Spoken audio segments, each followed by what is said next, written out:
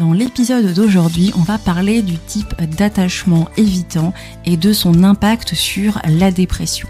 Je vais donc te donner les meilleurs conseils pour réussir à gérer cette situation qui n'est pas évidente, être en couple avec une personne qui a un attachement évitant. Hey, bonjour à tous et bienvenue. Vous écoutez Raconte-moi ta dépression, c'est le podcast dont vous avez besoin pour gérer au mieux la vôtre et celle de votre proche.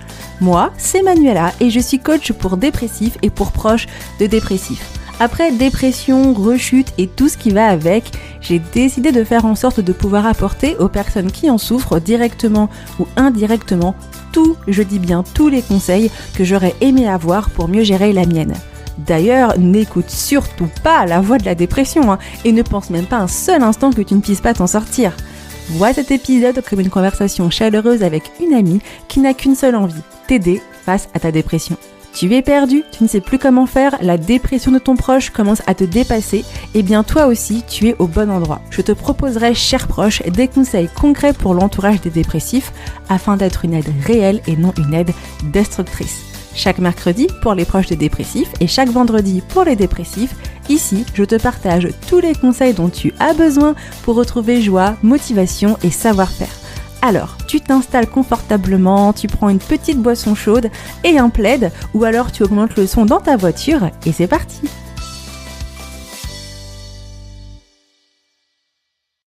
Bienvenue à toi dans l'épisode du jour. Être en couple avec quelqu'un qui est en dépression, c'est quelque chose de pas forcément très évident, n'est-ce pas? Ça amène pas mal de difficultés et c'est difficile de gérer au quotidien ce genre de personnes. Mais il y a une catégorie de personnes en dépression qui vont être encore plus déroutants. Pour cela, je vais te parler de Jean-Jacques. Jean-Jacques, c'est quelqu'un qui, même s'il est débordé au travail, préfère passer des nuits blanches pour pouvoir gérer tout seul son projet plutôt que de demander de l'aide. Jean-Jacques, c'est quelqu'un qui, après une journée stressante, va avoir envie d'être tout seul devant la télé, devant son téléphone et vraiment aura envie de rien faire plutôt que de parler de ses sentiments. Jean-Jacques, c'est quelqu'un qui va refuser de parler de son enfance ou de ses émotions profondes, tout simplement parce que pour lui ce sont des sujets inutiles et qu'il préfère garder les choses légères et amusantes. Jean-Jacques, c'est quelqu'un qui peut-être est en dépression, mais refuse d'aller voir quelqu'un. Il veut d'abord travailler par lui-même, se débrouiller tout seul, pour voir en fait s'il a vraiment besoin de quelqu'un pour sortir de sa dépression.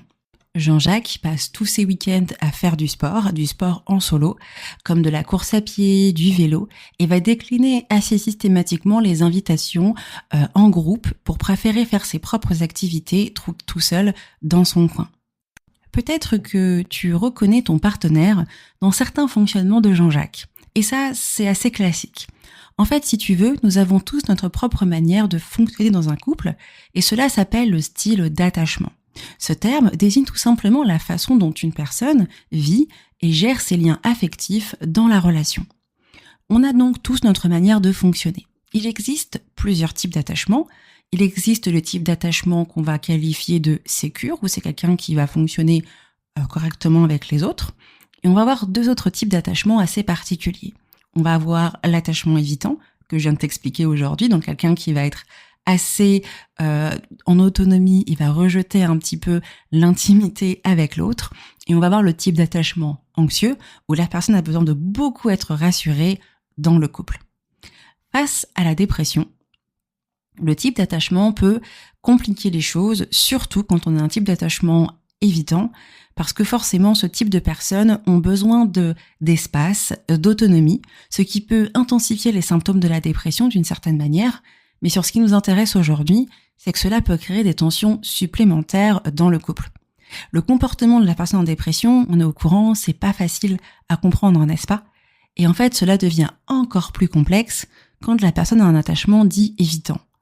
L'objectif que tu as, toi, chaque semaine quand tu écoutes le podcast, c'est de savoir quoi faire pour gérer ton couple. Et j'ai réalisé depuis plusieurs années déjà que la plupart des personnes qui venaient me voir avaient souvent un partenaire en dépression avec un type d'attachement évitant. Ce qui fait que ça rajoute une complexité à la dépression. Alors, pour moi, il était important que j'en parle à travers l'épisode du podcast du jour, pour te montrer qu'en fait, il faut comprendre ce fonctionnement d'attachement et surtout comprendre comment cela impacte la dépression et la relation de couple. Ainsi, le fait de comprendre ce qui se passe, car pour moi la connaissance est toujours la clé, ça permet d'avoir des stratégies pour pouvoir gérer cette situation qui est loin d'être facile et qui est même très délicate. Mon objectif aujourd'hui, t'encourager, de t'aider, de te proposer des solutions pour que tu puisses gérer au mieux le fonctionnement. Nous parlerons plus tard du type d'attachement anxieux dans un autre épisode de podcast.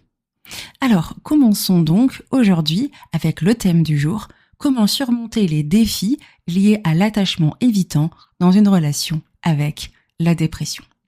Alors, on va commencer avec le tout premier point, comprendre l'attachement évitant. Pour commencer, on va définir ce que c'est. Le style d'attachement évitant, c'est quand une personne a tendance à éviter l'intimité émotionnelle, à maintenir certaines relations à distance. C'est quelqu'un qui va en fait avoir besoin d'une indépendance qu'on va peut-être qualifier d'excessive et une réticence à partager ses émotions. L'évitant a beaucoup de mal à s'ouvrir aux autres, à dire ce qu'il souhaite et à partager ses sentiments. C'est vrai que c'est un type d'attachement qui est assez bizarre car c'est quelqu'un qui veut fonctionner en pure autonomie, mais qui d'une certaine manière a quand même envie d'être en couple. L'évitant, même s'il veut être dans une situation avec de la distance, il veut être en couple. Pourquoi le type d'attachement est complexe ? Parce qu'en fait, le type d'attachement de l'évitant n'est pas du tout intuitif. C'est un coach en love qui a utilisé cette tournure de phrase, Alex Cormon, et je l'avais trouvée très intéressante.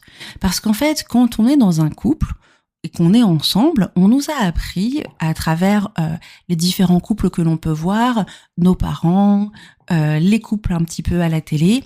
Quand on est en couple, on a envie d'être avec la personne. On a envie de passer du temps avec la personne. On veut la voir, on veut être présent, on veut partager ses sentiments, crier sur la terre entière qu'on aime cette personne. Et en fait, quand on est face à quelqu'un qui est un évitant, eh bien, on va être un peu surpris. C'est quelqu'un qui, d'une certaine manière, va montrer qu'il est amoureux, mais très vite va avoir tendance à vouloir se replier sur lui-même, être tout seul, en autonomie, à passer des week-ends à faire du sport, à planifier des choses avec d'autres personnes, pas forcément son partenaire. Alors c'est quelqu'un qui du coup va avoir un comportement, comme je te l'ai expliqué en amont par Jean-Jacques, c'est quelqu'un qui en fait va peut-être avoir beaucoup de connaissances, aimer beaucoup sortir avec plein de gens, mais en fait qui ne va pas non plus se laisser, rentrer dans des conversations profondes et des engagements sérieux. Et c'est ça qui est assez déroutant parce que c'est quelque chose que l'on ne peut pas forcément toujours comprendre, c'est un fonctionnement qui n'a pas l'air normal. En fait, ce type de fonctionnement, il vient souvent à cause de l'expérience vécue dans l'enfance. On crée son type d'attachement dans une période très particulière de notre vie, nos 0 à 1 an. Et nos parents ou les personnes qui vont nous éduquer, qui vont être là pour nous, vont avoir un comportement où ils vont être déconnectés de leurs émotions, voire même indisponibles, incapables de répondre aux besoins de l'enfant. Alors quand on entend cette phrase, il y a beaucoup de gens qui pensent maltraitance, un parent horrible, traumatisant. C'est pas toujours le cas. L'évitant a souvent un parent qui aime son enfant, qui est présent pour lui. Mais c'est un parent qui va avoir encore, alors c'est pas une critique, donc s'il y a des parents comme ça, c'est pas une critique. Mais on a une grosse génération faut laisser pleurer le bébé. C'est quelqu'un qui va pas forcément réussir à se connecter émotionnellement à son enfant. C'est une personne qui ne va pas pouvoir en fait lui donner l'émotion dont il a besoin. Il y a des gens qui sont déconnectés de leurs émotions et forcément un enfant a besoin d'émotions pour fonctionner, se construire, car il n'a qu'une seule manière de communiquer avec ses parents, c'est par les cris. Et donc du coup forcément ça peut faire beaucoup peur à de nombreux parents qui ne répondent pas correctement aux besoins de l'enfant parce qu'ils n'arrivent pas à comprendre si ce ouin là c'est pour la couche ou ce ouin là c'est parce que j'ai faim. Et donc du coup on va se retrouver avec des fonctionnements qu'on appelle évitants en tant qu'adultes dans leur fonctionnement de couple. Donc ce n'est pas toujours des mauvais parents, c'est chacun galère comme il peut avec l'éducation qu'il a eue dans son rôle de parent, mais c'est souvent des parents qui n'ont pas pu répondre aux besoins émotionnels de l'enfant. Ainsi, l'enfant, pour éviter la douleur émotionnelle, apprendra à minimiser l'importance des relations et il se convainc qu'il n'a pas besoin des autres. Donc l'évitant en fait ne montre donc pas facilement ses émotions et gardera de la distance. Il va éviter les conversations profondes sur ses sentiments et tout simplement peut avoir beaucoup de mal à s'engager dans une relation sérieuse. Et en fait, ce qui est assez paradoxal, c'est que pour qu'il puisse réussir à s'engager là-dedans, il a besoin qu'on réponde à ses besoins d'évitement. S'il est dans une relation où ces évitements sont validés, il est dans la relation et ça se passe bien pour lui. Le problème, c'est que l'évitant, en période de stress, il va être encore plus évitant. Il va se replier sur lui-même, ne va pas rechercher du soutien auprès des autres, a beaucoup de mal à faire confiance aux autres, donc c'est quelqu'un qui n'ira pas voir un médecin, n'ira pas voir un psychologue, ne veut pas raconter sa vie, ne parlera pas non plus à ses proches, ni ses parents, ni son meilleur pote. C'est quelqu'un qui va se renfermer sur lui parce qu'il ne veut pas partager ses sentiments profonds et est toujours dans l'évitement de l'intimité émotionnelle. Et donc, en fait, quand on est face à quelqu'un qui est comme ça, quand tout va bien, ça va. C'est-à-dire que quand le partenaire lui donne son espace, lui donne sa possibilité d'être évitant, il n'y a pas de souci.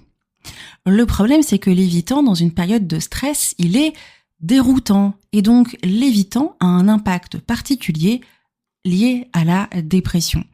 Donc, en fait, c'est vrai que l'attachement évitant peut rendre les symptômes de la dépression plus important. Il y a des études qui ont été faites, je sors pas ça de ma casquette, la chère Manu ne sort pas ça comme ça de son chapeau, mais en fait il apparaît des fois intéressant de voir que le facteur évitant des fois peut rendre plus vulnérable sur le plan de la psychopathologie, c'est-à-dire que l'évitant pourrait plus avoir tendance à tomber en dépression. C'est une étude qui en parle, je te mets le lien dans la note de l'épisode. Donc c'est reconnu que le type d'attachement joue sur la dépression et que forcément quand on est en évitant, on a peut-être un peu plus sujet à la dépression. Le problème, c'est qu'un évitant qui a du mal à exprimer ses sentiments, qui a du mal à demander de l'aide, qui a besoin d'être tout seul, quand il est en dépression, c'est une véritable catastrophe.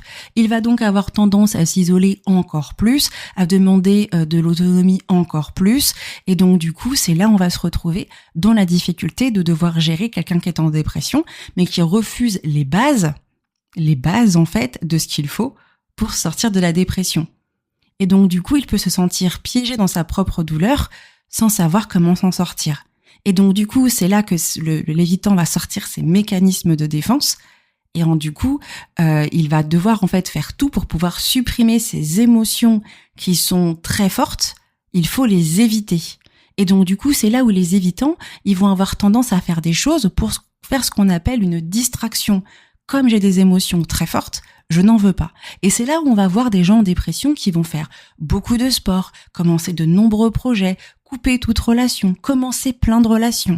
Parce que l'objectif est un but très simple, se détacher de ses émotions. Je vis des émotions fortes, je n'en veux pas. Et ça, c'est ça qui est assez particulier pour l'évitant quand il est touché par la dépression. Une autre difficulté va résider dans les ruminations. En effet, la personne évitante, elle va réévaluer continuellement toutes ses expériences négatives sans les partager avec les autres. Donc c'est quelqu'un qui va être beaucoup dans les ruminations, qui va beaucoup réfléchir à ce qui se passe tout seul dans son coin.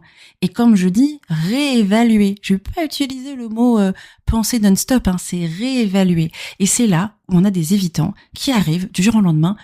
Je ne t'aime plus, c'est fini, il faut qu'on se sépare, tu comprends pas, j'ai besoin d'être seule, tu ne m'aimes pas, ou je ne t'aime plus. On va avoir souvent ce genre de comportement qui est lié à la dépression, mais qui est lié aussi au comportement évitant. Et ça, forcément, ça a des conséquences compliquées dans le couple, quoi. Sachant que l'absence de communication et l'incapacité d'avoir un partage émotionnel, ça entraîne des malentendus. Le conjoint, il sort de nulle part sa phrase de « c'est fini entre nous ». Et en fait, à cause de ça, forcément, ça va détériorer la relation.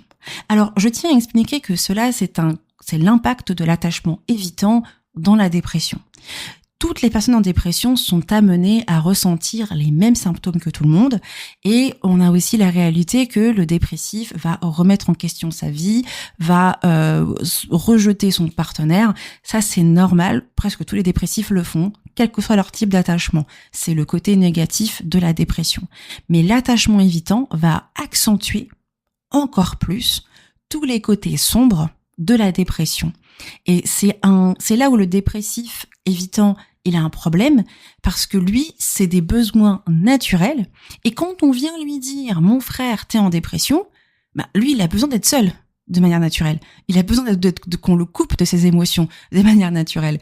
Donc l'évitant, c'est là où il est dans la phase de moi je suis toujours normal, ou moi si je me retrouve tout seul, c'est comme ça que je me gère parce que j'ai toujours géré la situation comme ça. Et du coup, il se retrouve dans la situation et c'est comme ça qu'il gère les choses, quoi. Donc en fait, la dépression, ça exerce déjà une pression considérable sur le couple. Et quand il y a l'attachement évitant, ça intensifie davantage grave la situation. Sachant que l'évitant perturbe la communication. Parce que l'évitant, il partage pas ses sentiments. L'évitant, il peut avoir du mal à comprendre ce qu'il ressent réellement. Donc ça va créer des tensions et de la frustration. Et donc du coup, c'est là où on va se retrouver avec une situation où l'évitant va se retirer émotionnellement, va gérer le conflit par la distance, le mutisme, le silence. On va avoir quelqu'un qui va arrêter de répondre aux messages. On va avoir des disputes qui vont être bien plus fréquentes, bien plus intenses. Et quelqu'un qui refuse de voir des conversations profondes. Parce que l'évitant, on rappelle, il veut de la légèreté. Donc si on est en train de parler de notre couple c'est important, ça impacte des émotions très fortes, donc non, je ne peux pas parler de mon couple, ça impacte la dépression, non, moi je vais être tout seul dans mon coin, et en fait, c'est trop. Et donc du coup, si toi tu es le partenaire de cet évitant, eh bien tu peux te retrouver rejeté, piégé, pas rassuré, et dans une peur constante. Parce que tu ne sais jamais comment ton partenaire va fonctionner. Tes besoins émotionnels ne sont pas satisfaits, comme le besoin de connexion et de soutien. Et donc du coup, tu te retrouves toi à devoir gérer sa dépression et son comportement. Et l'une des choses qui n'est pas évidente, c'est que quand on est face à quelqu'un qui est dans l'évitement, et que nous, on peut avoir des craintes, des peurs, du stress, de l'angoisse, on peut paraître un peu, tu sais, comme un gars qui est en train de s'énerver tout seul. Il y a des gens, ils ont le don de faire ça. Mon mari, il est comme ça. Il est pas évitant, mais il a ce côté-là. Des fois, je m'énerve, il me regarde comme si, en fait, je m'énerve pour rien. Et en fait, je le regarde en lui disant, mais il y a une raison pour laquelle je m'énerve, je ne suis pas folle. Et il me regarde, il me dit, mais non, je trouve que ta raison n'est pas comme ça. Alors ça m'agace parce que, oui, je suis peut-être un peu plus stressée, peut-être un peu plus dans le stress, mais des fois, quand j'ai une émotion, elle est là, il y a une raison. Et quand mon mari ne la valide pas, ça me stresse. Et donc ça arrive une fois par an. Maintenant, moins parce qu'on est en couple depuis des années avec mon chéri. Mais quand on est avec un évitant, où nous, on est en train de s'exciter, t'es en dépression, ça ne va pas, notre couple ne va pas, on ne passe pas assez de temps ensemble, tu me rejettes, on n'a pas d'amour, j'ai pas de message, j'ai pas de petits gestes, j'ai pas toutes ces choses-là, on a l'autre qui nous regarde en disant, mais je fais ce que je peux pas donner plus, je suis pas bien. Et ce genre de réponse, c'est pas des mauvaises réponses, mais c'est des réponses déconnectées, parce que ce qu'on attend, nous, c'est je suis désolée, je me sens pas bien, c'est compliqué, j'arrive pas à gérer mes émotions, mais on n'a pas ça, on a une autre réponse. Et donc du coup, on a l'impression de passer pour un alarmiste, de passer pour un fou, parce que du coup, on exprime des choses que l'autre a l'air de dire, mais c'est toi qui te fais toute une montagne. C'est ça, être en couple avec un évitant. Et c'est ça, être en couple avec un évitant en dépression. Et c'est ça qui n'est pas forcément facile à gérer au quotidien. Et c'est ce que je vois régulièrement chez les personnes que j'accompagne. Quand il y a une grosse difficulté dans le couple, souvent le conjoint est un évitant. Et du coup, c'est compliqué. Tout à l'heure, j'ai parlé du fait que on pouvait en fait tout simplement avoir chacun notre propre type d'attachement. Et souvent, un conjoint qui a un type d'attachement évitant a un partenaire qui a un type d'attachement anxieux. Est-ce que tu sais c'est quoi le type d'attachement anxieux ? Eh bien, c'est quelqu'un qui a juste besoin un peu plus d'être rassuré. Et là, quand tu vois ton conjoint là, dans cette situation-là, est-ce que vraiment il est en train de te rassurer ? Non. Donc, il met en plus en exergue tes peurs personnelles. Et le couple, c'est la catastrophe. Donc toi, t'as l'impression de passer pour une folle, pour un fou, tu passes ton temps à essayer de comprendre la dépression, et tu vois que l'autre te dit « mais c'est toi qui as un problème, moi c'est pas comme ça que je vois les choses », et du coup t'es perdu. Alors l'objectif aujourd'hui, c'est de casser tout ça. Vraiment de casser tout ça. Je vais donc prendre le temps, parce que j'ai pris un peu de temps pour expliquer ce que c'était que ce type d'attachement évitant. Maintenant, on va parler concret. Comment est-ce qu'on crée une alliance avec quelqu'un qui a un attachement évitant? Pour moi, il y a des choses déjà à ne pas faire, des choses vraiment à jeter. Parce que l'objectif ici, c'est de pouvoir faire en sorte de comprendre à ton partenaire comment est-ce que toi, tu as besoin que les choses changent et comment tu peux réussir à te connecter émotionnellement à ton partenaire. Pour cela, il ne faut jamais utiliser son évitement contre lui. Parce que cela peut tout simplement aggraver son sentiment de vulnérabilité et d'insécurité. Et donc, s'il est en insécurité et il se sent vulnérable, il se casse. Donc, qu'est-ce qu'il ne faut pas faire? Pas de critique, pas de blâme. Tu ne parles jamais de tes sentiments, c'est vraiment frustrant, tu t'enfuis à chaque fois que c'est difficile, je veux pas les entendre. Pareil, pas de manipulation émotionnelle. Si tu m'aimais vraiment, tu ne te retirerais pas tout le temps. Ton évitement prouve que tu ne tiens pas à moi. Ça, c'est des phrases aussi à éviter. De la pression pour le faire changer. Si tu ne parles pas de tes sentiments, eh bien, je vais reconsidérer notre relation. Ça non plus, c'est contre-productif. Ou alors de minimiser ou de dévaloriser le comportement. Mais c'est puéril ton attitude, c'est irrationnel, tu fais des caprices. Cela peut vraiment éroder la confiance de ton partenaire. Tu as le droit de penser ce que tu veux. Moi, pendant très longtemps, je vois que certains comportements de personnes, je peux les qualifier personnellement de caprices dans ma tête. Mais est-ce que je vais le partager à la personne en face de moi? Non. Parce qu'en fait, comme je l'ai dit tout à l'heure, l'attitude du évitant est contre-intuitif pour ceux qui ne sont pas évitants. C'est contre-intuitif. Moi, si je suis une personne aujourd'hui en couple et que je sais très bien comment réceptionner les émotions de mon partenaire, c'est dur de comprendre que tu ne sais pas le faire. Parce que la terre entière sait le faire, sauf toi. Et donc, c'est contre-intuitif. L'objectif, en fait, de ces phrases à éviter, c'est que ton conjoint se sente incompris, attaqué et forcément encore plus réticent à partager ses émotions. Je rappelle, l'évitant refuse de te montrer une part de vulnérabilité. C'est une autonomie qu'il veut avoir. Notre objectif, c'est de le faire parler. Donc, si tu arrives en attaquant, ça va se retourner contre toi. Il faut donc plutôt favoriser une relation plus apaisée, plus saine, avec des approches différentes et un peu plus empathiques. Premièrement, il faut savoir exprimer tes sentiments et savoir ce que tu veux et choisir tes combats. Alors, je vais reprendre dans le bon sens. Il faut choisir tes combats, savoir ce que tu veux et exprimer tes sentiments. C'est mieux comme ça. C'est-à-dire que tu dois savoir pourquoi tu veux te battre. Moi, je vois souvent chez mes patients et chez les personnes qui viennent me voir 1 milliard de combats avec le conjoint évitant. Il y a pas assez de textos, on se voit pas assez, ils passent pas des week-ends avec moi, on fait pas assez de choses, ils m'aident pas dans la maison, ils s'occupent pas de mes enfants, ils s'occupent pas assez des enfants, ils passent trop de temps au travail. L'évitant, il a un peu, si tu veux, il coche un peu toutes les mauvaises cases, tu vois, c'est un peu le bad boy qui fait clairement qui a pas les bons points auprès des parents, quoi. Et donc la réalité, c'est que tu te retrouves avec beaucoup de choses à devoir gérer. Mon conseil que je passe à tout le monde, choisis tes combats. C'est-à-dire qu'est-ce qui est le plus difficile pour toi actuellement et tu le verbalises à ton partenaire. Mais si tu verbalises une chose, tu ne vas pas verbaliser 20 milliards de trucs. Bats-toi pour ce que tu as verbalisé. Une fois que c'est acquis et que c'est mis, on va chercher autre chose. Par exemple, un combat que moi je trouve assez intéressant de prendre, c'est je veux que tu arrêtes les silences radio. Tu m'envoies un message pour me dire « Je ne suis pas disponible, j'ai besoin d'être seule ». Comment est-ce que tu peux le dire ? Je me sens très isolée et très triste quand tu ne me donnes pas tu ne réponds pas à mon message. J'ai juste besoin que tu me dises « Je ne suis pas dispo ». Et le « je ne suis pas dispo », ça veut dire que tant que tu ne m'as pas renvoyé un autre message, eh bien, je ne t'enverrai pas de message et je te laisserai dans ton coin. J'ai juste besoin de ça. Et le fait de partager ça, déjà, ça montre au partenaire que toi, tu veux lui laisser son espace, que la seule chose que tu veux savoir, c'est qu'il est pas dispo, et que du coup, maintenant, je veux quand même une information. Parce que le silence radio, c'est pas acceptable. Et donc, je vais verbaliser ça. Mais par contre, quand j'ai verbalisé ça, j'ai pas verbalisé de le lendemain, je veux qu'on se voit, je veux qu'on fasse des sorties, je veux qu'on fasse ci. Non, c'est pas possible. Un combat à la fois. Ensuite, il y a un encouragement et un soutien à apporter. Moi, ce que je vois souvent, c'est qu'on est tellement dans la demande parce qu'on est en PLS, parce que le partenaire en évitant, l'évitant être en couple avec un conjoint évitant, dépression, pas dépression, c'est relou. Hein. C'est relou. L'évitant, c'est compliqué d'être avec quelqu'un qui est évitant. Et donc, du coup, c'est quand même quelqu'un qu'il faut féliciter. Et moi, je trouve qu'on ne félicite pas assez ces personnes. Elles sont construites à l'envers. Leurs parents ne leur ont pas donné les bons codes.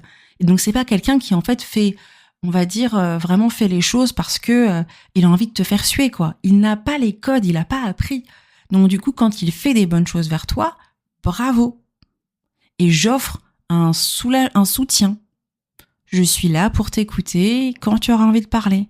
Je suis présent, c'est génial. Merci d'avoir respecté notre code et de m'avoir envoyé un message. Je suis contente. Je te donne ton temps. On encourage notre partenaire et on lui offre du soutien à son rythme. Et c'est vrai que c'est pas notre rythme, mais c'est important. Ensuite, il est important que tu valides les émotions de ton partenaire et ses besoins. Il y a un truc qu'on a beaucoup de mal à comprendre, c'est pourquoi mon partenaire en dépression a besoin d'être sans moi. Parce que quand on est amoureux, on n'a qu'une envie, voir son dulciné, sa dulcinée, se regarder dans les yeux et se dire « baby, je te kiffe ». Et en fait, c'est ça dont on a envie. Mais la réalité, avec la dépression, c'est qu'en fait, et l'évitant, parce que c'est pas que la dépression, il en a pas envie. Lui, il a le besoin d'être en autonomie. Donc il dit c'est cool de te voir, mais je veux être seul. Et là, ça c'est difficile. Et des fois, il faut juste valider. Ah bah je comprends que t'as besoin d'être tout seul. Je respecte. Point.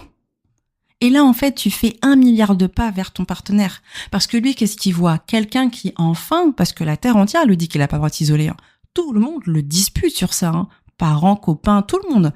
Eh bien, toi, tu lui valides le truc. Ça, c'est canon. Ça, c'est sexy, ça. Ça, c'est intéressant.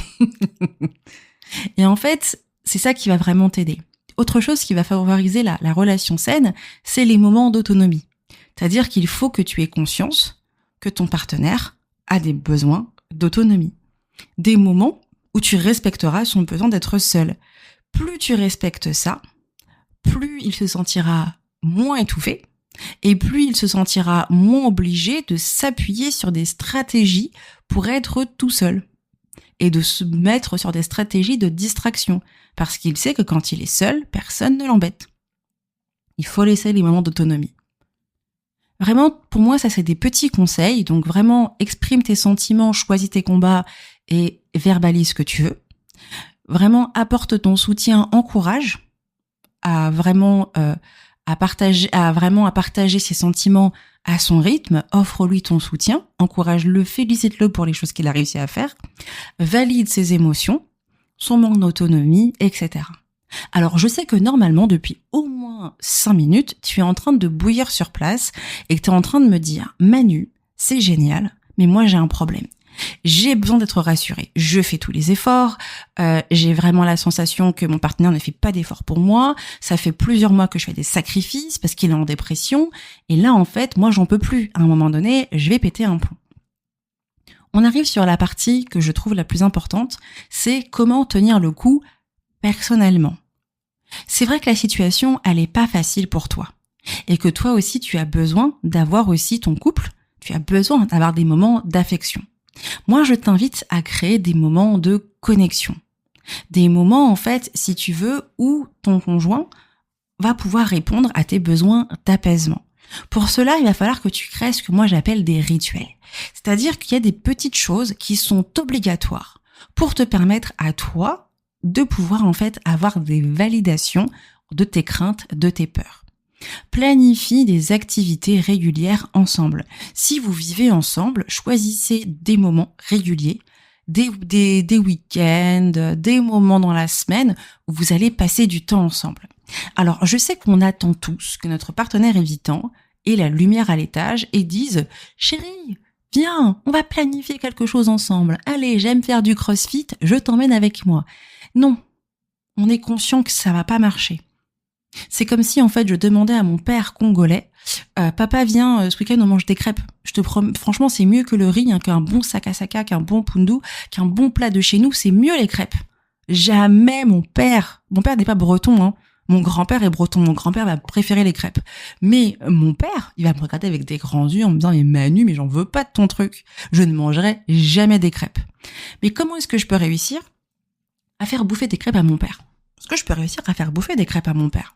Eh bien, je l'emmène en Bretagne et je lui dis, papa, je t'ai choisi un petit restaurant parce que je sais que t'es en vacances, que t'es en mode vacances, que tu mangeras pas à la maison. Viens, on va se faire une crêperie. Et là, mon père va venir. Si je propose donc des activités, des choses en adéquation avec mon partenaire qui est évitant, eh bien, je vais plus facilement réussir à faire des choses. Alors, mon pauvre père, il vient de prendre cher en 10 minutes, mais ça reste quand même un Congolais de pure souche. Mon père, je ne lui ferai bouffer des crêpes que en restaurant. Jamais je lui ferai faire des crêpes un samedi soir alors qu'il est chez lui et qu'il peut manger son riz et son plat bien de chez lui avec son piment et tout ce qui va avec. Parce qu'en même temps, je dois fonctionner avec la personne. Donc du coup, l'objectif, c'est de montrer à ton partenaire qu'il y a des choses qu'il faut faire de manière régulière. Donc mon père, si je veux manger des crêpes régulièrement avec lui, on fait régulièrement des voyages en Bretagne. Des week-ends, j'emmène mon père en Bretagne. Point. Eh bien, c'est pareil avec toi. Planifie des activités régulières, mais sans attendre de ton partenaire qu'il fasse les choses aussi qu'il ne sera jamais capable de faire. Il faut que tu puisses accepter aussi l'évitant que tu as en face de toi. Donc, il sera peut-être pas force de proposition. Peut-être qu'il va un petit peu râler parce que les activités qu'il a envie de faire, lui, il va être tout seul dans son coin. Mais tant que tu proposes des choses qui sont assez légères, qui ne nécessitent pas des conversations profondes, qui ne nécessitent pas qu'il explique ses émotions et que vous parliez du fait qu'il faut que vous ayez un 4e gosse, eh bien, il n'y a pas de souci, il va accepter. Plus vous aurez des moments simples, plus vous aurez des moments réguliers, sans prise de tête, sans j'ai besoin que tu me rassures, j'ai besoin que tu sois présent, eh bien, il va se souder. Et en plus, il y a un miracle qui va opérer. Ce qui est assez intéressant avec un évitant, c'est qu'en fait, il est intéressant de lui créer un sentiment de manque. Alors, pas un sentiment de manque qu'on nous a appris quand on était ado, réponds pas au mec et il va te poser plein de questions. Non. En fait, c'est que si tu es toujours dans la demande, l'évitant ne répondra pas. C'est comme ça. Par contre, si tu lui donnes l'espace pour être capable de te répondre, il va le faire.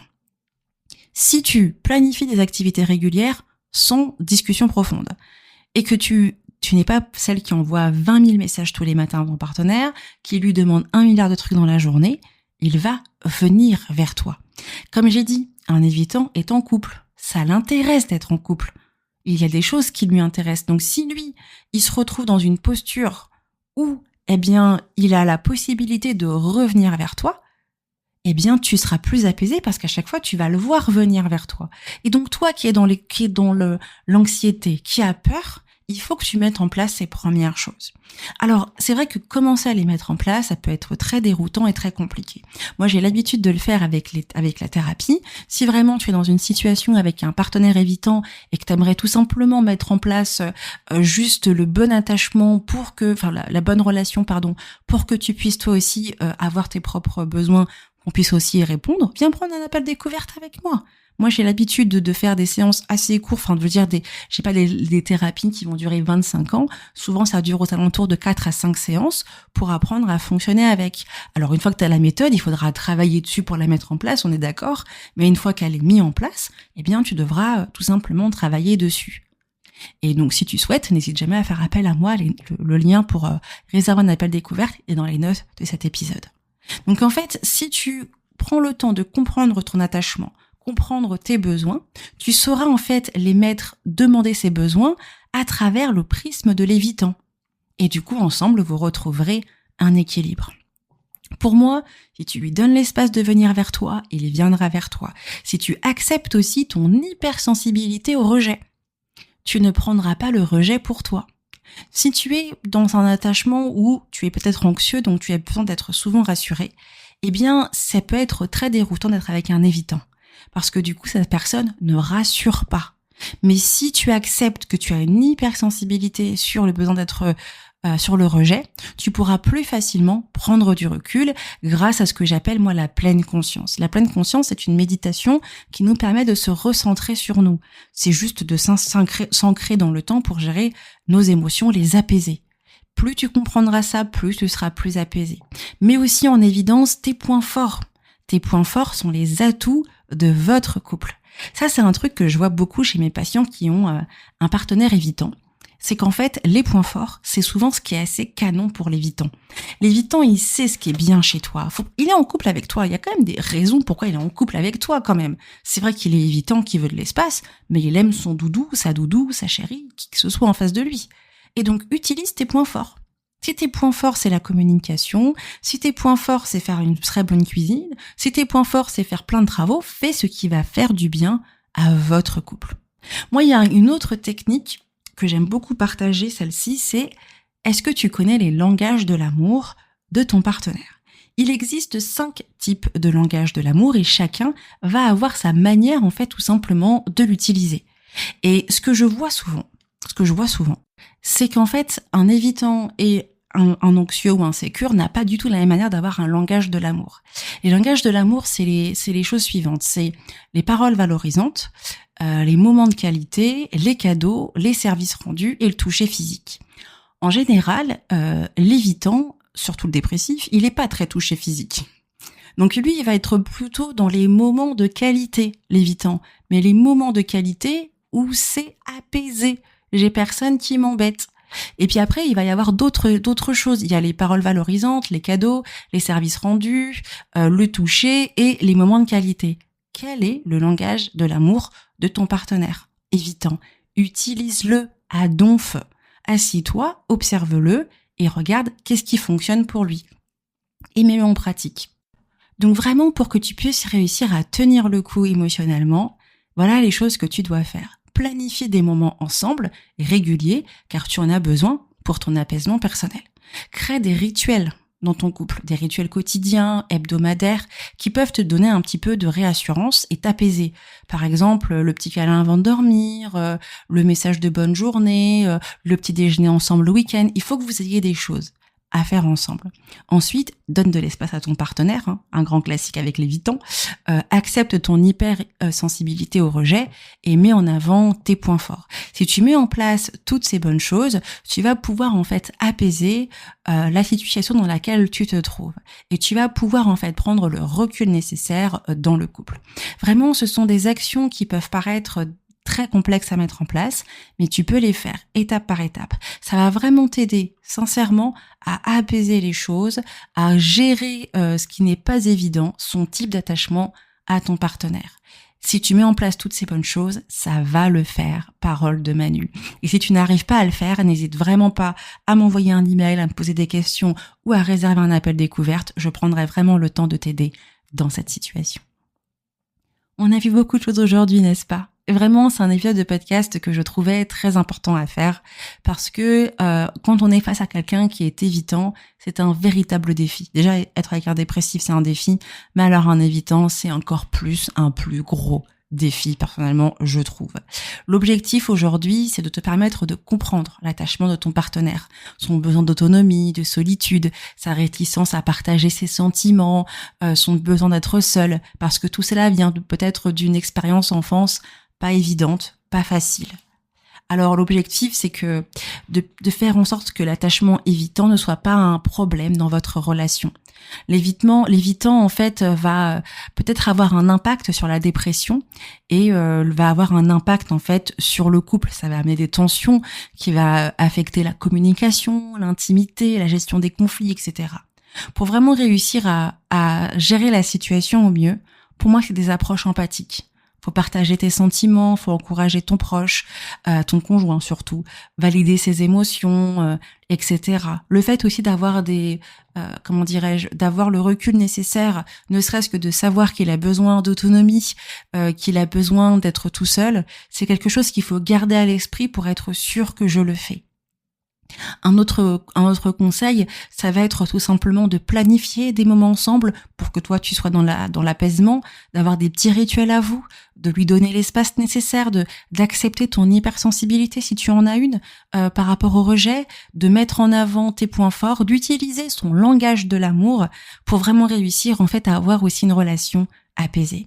Ce sont mes meilleurs conseils que je peux te partager si tu as ton partenaire qui est en dépression et avec un type d'attachement évitant.